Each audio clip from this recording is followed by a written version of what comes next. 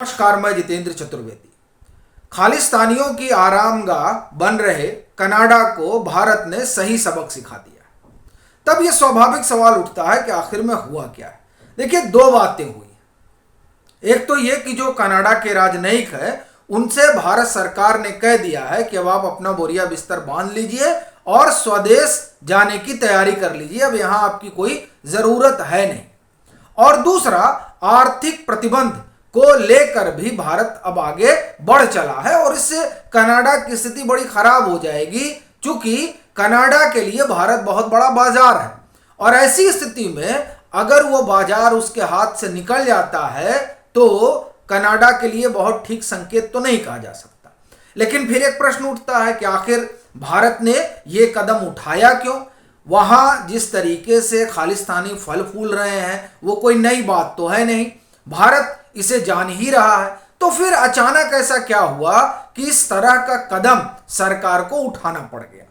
देखिए, हुआ क्या कि 18 सितंबर को एक बड़ी घटना होती है कनाडा में। वहां के सदन में कनाडा के प्रधानमंत्री जस्टिन ट्रूडो, आपको पता होगा, अभी G20 शिखर सम्मेलन में आए भी थे।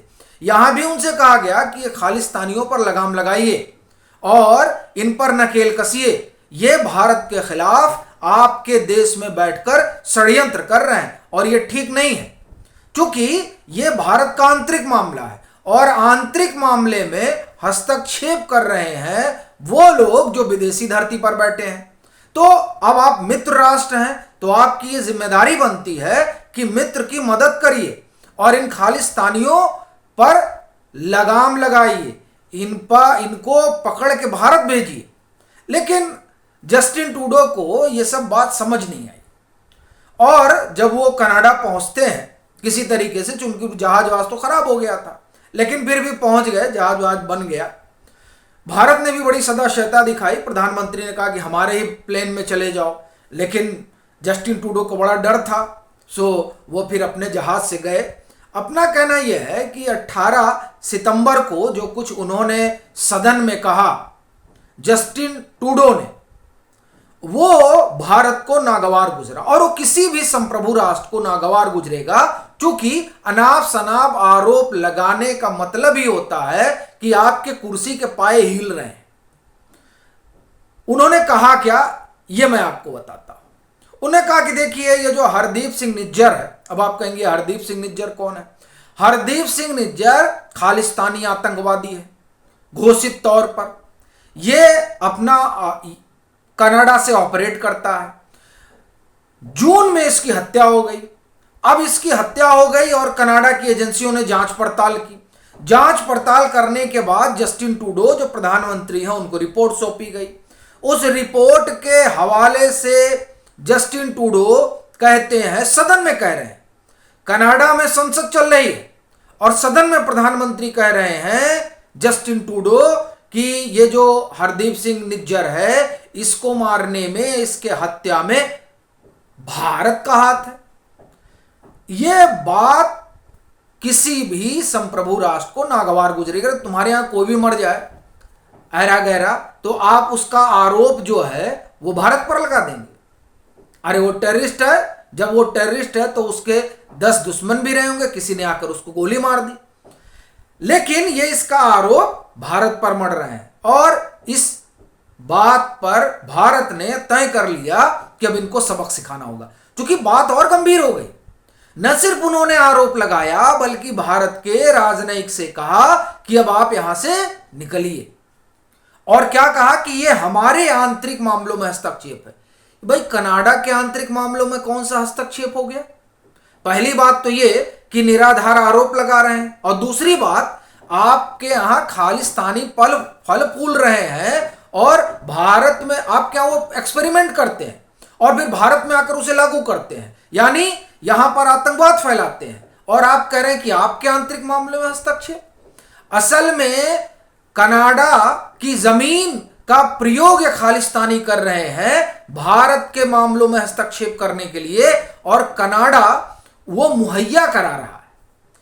असल बात यह है और यही वजह है कि भारत ने दो टूक बता दिया कनाडा को कि आपकी अपनी आर्थिक हैसियत क्या है और राजनीतिक हैसियत क्या है।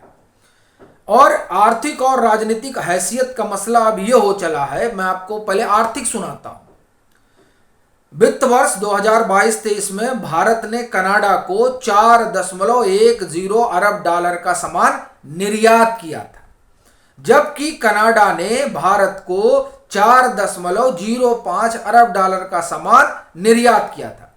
कनाडा के लिए भारत एक बड़ा बाजार है और ऐसी परिस्थिति में जब आप भारत के ऊपर इस तरह का लांछन लगा रहे हैं तो जाहिर तौर पर भारत तमाम तरह के प्रतिबंधों की तरफ चलेगा।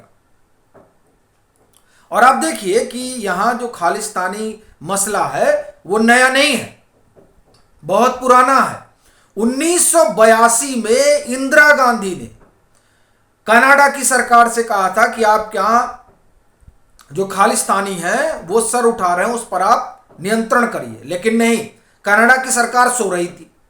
यही नहीं, आप देखिए कि किस तरीके से इनके यहां ये फल फूल रहे हैं और इस पर अंकुश लगाने की बजाय ये जो है ये उसको और बढ़ावा दे रहे हैं।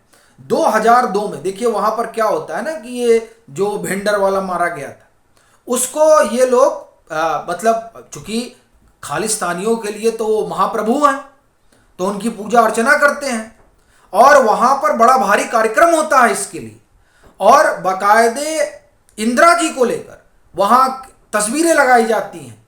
किस बात की कि देखिए ये जो शहादत दिवस और ये किया किसने, ये इंदिरा गांधी ने किया। यानी उस भिंडर वाला का महिमा मंडन किया जाता है उस आतंकवादी का, और इंदिरा जी को लेकर वहां आप देखिए कि एक, अब मैं आपसे ये कहूं कि अलग तरीके का रवैया रहता है। ये बताता है कि किस तरीके से वहां खालिस्तानी सेंटीमेंट और खालिस्तानी मूवमेंट फल फूल रहा। हर साल वहां कार्यक्रम होता है, ये जून के महीने में हर साल।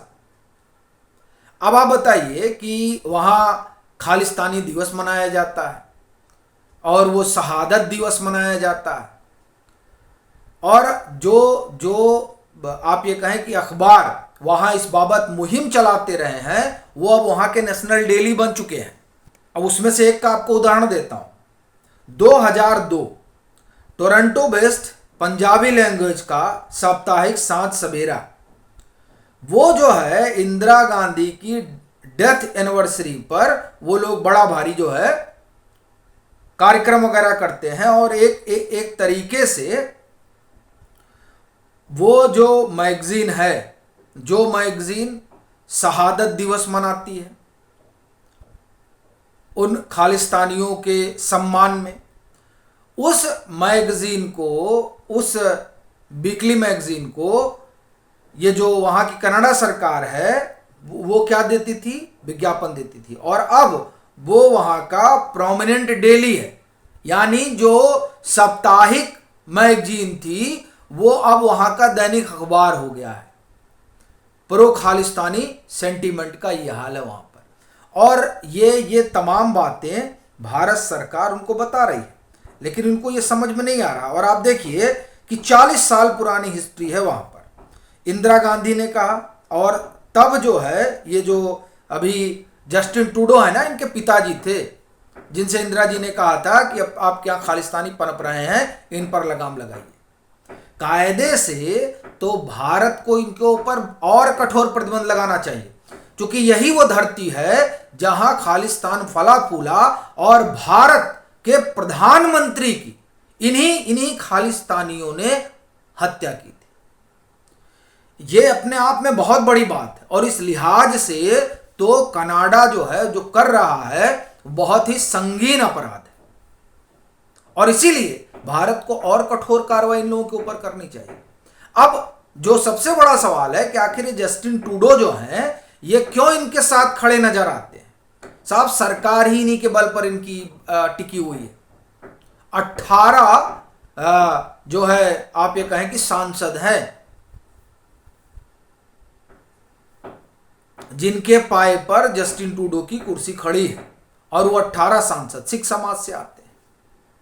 तो अब वो कैसे ना बोलें।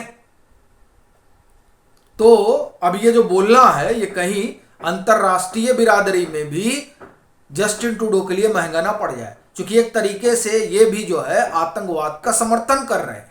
और ये कहना अतिशयोक्ति नहीं होगी कि पाकिस्तान की श्रेणी में आकर खड़ा हो गया है कनाडा, कम से कम भारत के खिलाफ आतंकवाद के समर्थन में।